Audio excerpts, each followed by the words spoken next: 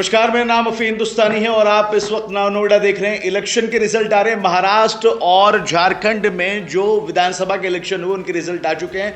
शुरुआती रुझान जो है वो आपको दिखाने के लिए मैं कोशिश करूंगा, साथ ही साथ उत्तर प्रदेश की जो उपचुनाव हुए तो वहां पर भी मैं आपको दिखाने की कोशिश करूंगा। अगर मैं यहां पर नजर डालता हूं तो झारखंड के अंदर आप देखेंगे कि झारखंड में जो है जेएमएम जो है वो इस वक्त बढ़त बनाए हुए है। साथ ही साथ अगर मैं बात करूं तो महाराष्ट्र चुनाव में जो है इस वक्त अगर आप महाराष्ट्र की बात करेंगे तो महाराष्ट्र के अंदर जो है वो बीजेपी 125 के पार पहुंचती हुई दिखाई दे रही है। अभी लीडिंग में है। सिर्फ ये चुनावी आंकड़े हैं, नतीजे अभी तक नहीं है, रुझान है ये।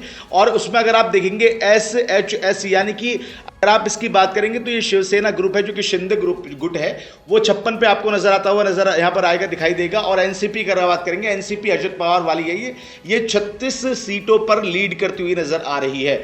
अगर आप इसके नीचे की अगर बात करें तो इस वक्त जो है अगर थोड़ा सा आप और नज़र को इधर उधर करने की कोशिश करेंगे और जानने की कोशिश करेंगे तो यहाँ पर जब बीजेपी के बाद में आपको शिवसेना वाला मिलेगा, एनसीपी मिलेगा, फिर आते हैं आईएनसीपी यानी कि इंडियन नेशनल कांग्रेस, वो आपको 20 पे नजर आएगी।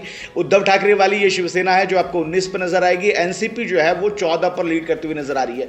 अदर की बात करें तो वो 18 पर नजर आ रहे हैं, यानी कि महाराष्ट्र चुनाव में अब अगर बात करें तो महाराष्ट्र चुनाव में जो महायुति का गठबंधन है वो इस वक्त सक्सेस होता हुआ दिखाई दे रहा है। बीजेपी के साथ में जो है अजीत पवार के साथ में जो है शिवसेना का शिंदे गुट, वो जो है आपको बढ़त बनाते हुए नजर आ रहे हैं। और 222 सीटों के करीब में इनकी जो है अभी तक पहुंचती हुई नजर आ रही है, 125, 56 प्लस 36। वहीं अगर हम इंडियन नेशनल कांग्रेस की बात करें, जिनके साथ में उद्धव ठाकरे वाली शिवसेना है और जिनके साथ में शरद पवार वाली जो है पार्टी है, वो एनसीपी, वो जो है 20, 19 और 14 पर नजर आ रही है, यानी कि 56 के आंकड़े तक ये पहुंचते हुए नजर आ रहे हैं। तो महाराष्ट्र में तो इस वक्त अगर हम बात करें महाराष्ट्र की, तो महाराष्ट्र में जो है वो लीडिंग पार्टी जो है वो सबसे ज्यादा बड़ी पार्टी जो बनने वाली है वो बीजेपी बनने वाली है।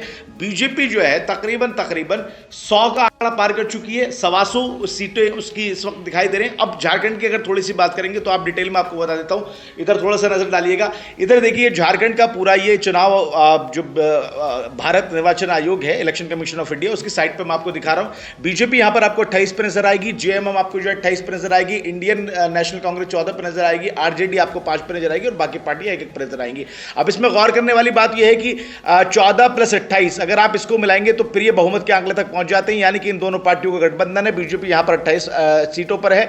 अभी भी अगर सबसे बड़ी पार्टी की यहां पर झारखंड में बात करता हूं तो बीजेपी के बीच में और जेएमएम के बीच में जो है कांटे की टक्कर है। 28 सीटें दोनों के हक में है और यहां पर इंडियन नेशनल कांग्रेस जो है वो 14 सीटें लीड कर रही है, यानी कि रुझान में जो है वो 14 सीटें नजर आ रही हैं।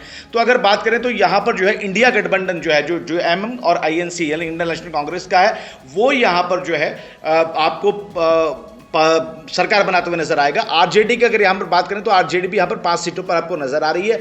अब थोड़ा सा और अगर आप बात करेंगे तो मैं अगर आपको उत्तर प्रदेश के चुनाव की बात करूं तो उत्तर प्रदेश के चुनाव में अब मैं आपको लेके चलता हूं। उत्तर प्रदेश के चुनाव की अगर बात करें, क्योंकि वहां पर उत्तर प्रदेश में जो है वो 9 सीटों पर चुनाव हुआ था और 9 सीटों पर चुनाव होने के बाद में यह कयास लगाए जा रहे थे कि बीजेपी वहां पर लीडिंग पार्टी बनेगी। लेकिन अब मैं आपको दिखाने की कोशिश करता हूं कि आखिर वो कहां पे स्टैंड कर रहे हैं। बीजेपी की अगर बात करें तो बीजेपी इस वक्त 5 सीटों पर लीड कर रही है उत्तर प्रदेश उपचुनाव में। एक सीट माफ कीजिए वो आरएलडी के हक में जाती हुई नजर आ रही है और समाजवादी पार्टी यानी कि अखिलेश यादव की जो पार्टी है वो अखिलेश यादव की पार्टी 3 सीटों पर लीड कर रही है। 9 सीटों पर 5 पे बीजेपी, 3 पे अखिलेश यादव और 1 पे जो है आपको जयंत चौधरी वाली पार्टी जो है नजर आएगी। सबसे बड़ा यहां पर पैतरा ये फंसा हुआ है कि जहां पर कुंदरकी विधानसभा, जहां हाजी रिजवान जो है एसपी के उम्मीदवार थे, एसपी की तरफ से वो वोट इलेक्शन लड़ रहे थे, उन्होंने चुनाव को भंग करने की मांग की थी और वहां पर सबसे ज्यादा कम वोटें जो है वो हाजी रिजवान की ही दिखाई जा रही हैं फिलहाल अभी तक के रुझानों में। अब देखना होगा कि ये रुझान बदलते हैं या नतीजों में कन्वर्ट होते हैं, ये तो अलग बात है। एक और बात बताऊं, वायनाड में प्रियंका गांधी चुनाव लड़ रही हैं और प्रियंका गांधी 50,000 वोटों से भी अधिक की बढ़त बनाए हुए हैं। ऑलमोस्ट प्रियंका गांधी का जीतना जो है वो तय हो जाएगा। एक और बात बताता हूं, ऐसा कभी भी नहीं हुआ कि गांधी परिवार से 3 लोग एक साथ संसद में पहुंचे हों। अब 3 लोग संसद में पहुंच जाएंगे, राज्यसभा प्लस लोकसभा को मिलाकर, अगर प्रियंका गांधी की लीड जो है ऐसी बरकरार रहती है। तो ये चुनाव के नतीजे में आपको बता रहा था। और भी उपचुनाव जहां जहां पर हुए उसका भी हाल मैं आपको थोड़ी देर में बताऊंगा, लेकिन फिलहाल मैंने आपको महाराष्ट्र, झारखंड और उत्तर प्रदेश में हुए उपचुनाव का यह हाल बताया है। अब ये रुझान जो है, शुरुआती रुझान जो है वो नतीजों में कन्वर्ट हो पाते हैं या नहीं, ये देखने वाली बात होगी। लेकिन फिलहाल महाराष्ट्र में बीजेपी और उसकी सहयोगी पार्टियां, झारखंड में जेएम इंडिया गठबंधन और उत्तर प्रदेश में योगी आगे हैं और अखिलेश उनके पीछे हैं। एक बात और आपको बता देता हूं, महाराष्ट्र के चुनाव में एक चीज निकलकर सामने आ रही है। अजीत पवार के नाम के पोस्टर जो है वो लगते हुए आपको दिखाई देंगे।